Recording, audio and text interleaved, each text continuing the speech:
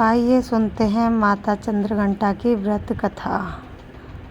तो देखिए, नवरात्रि की बहुत बहुत शुभकामनाएं। बोलिए चंद्रघंटा माता की जय।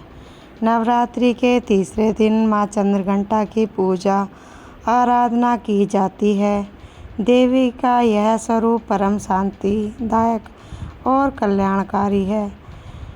इसलिए कहा जाता है कि हमें निरंतर पवित्र विग्रह को ध्यान में रखकर साधना आराधना करनी चाहिए। उनका ध्यान हमारे इहलोक और परलोक दोनों के लिए कल्याणकारी और सद्गति देने वाला है।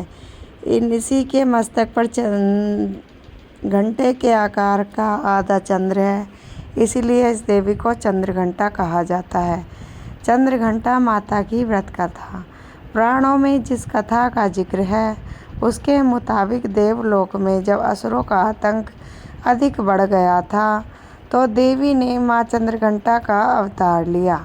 उस वक्त महिषासुर असुरों का स्वामी था। ये दुत्कारी महिष देवराज इंद्र का सिंहासन पाना चाहता था। स्वर्गलोक में राज करने की इच्छा को साकार करने हेतु तमाम तरीके अपनाता था। जब देवगणों को उसकी इच्छा ज्ञात हुई तो वे चिंतित होकर ब्रह्मा विष्णु महेश के पास जा पहुँचे। देवताओं से महिषासुर के अत्याचार जानने के बाद तीनों अत्यंत क्रोधित हुए।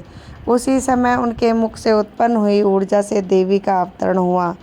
इन देवी को भगवान विष्णु ने चक्र प्रदान किया, वहीं शिव ने अपना त्रिशूल तो ब्रह्मा ने कमंडल दिया। इस प्रकार सभी देवताओं ने कुछ न कुछ भेंट किया। सबसे आज्ञा पाकर देवी चंद्रघंटा महिषासुर के पास गई। माता का विशालकाय स्वरूप देखकर दैत्य महिषासुर इस बात को भांप चुका था कि उसका अंत निश्चित है। बावजूद उसके असुर ने माँ चंद्रघंटा पर हमला शुरू कर दिया। भयंकर युद्ध में महिषासुर काल के ग्रास में समा गया। देवी ने सभी देवताओं की रक्षा की। चंद्रघंटा की पूजा विधि आइए जानते हैं। सबसे पहले सुबह ही नहा धोकर पूजा घर साफ कर लें।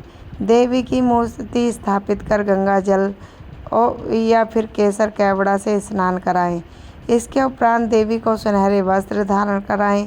तदोपरांत देवी माँ को कमल व पीले गुलाब की माला अर्पित करें। फिर मिठाई व पंचामृत से भोग लगाएं। जो लोग दुर्गा का पाठ करते हैं वो चालीसा स्तुति आदि सप्तशती का पाठ करें। बोलिए चंद्रघंटा माता की जय। अपनी पसंद की आरती कर लें। तदुपरांत प्रार्थना करके समय याचना करके प्रसाद भोग ग्रहण माता को करवाएं, खुद करें। धन्यवाद।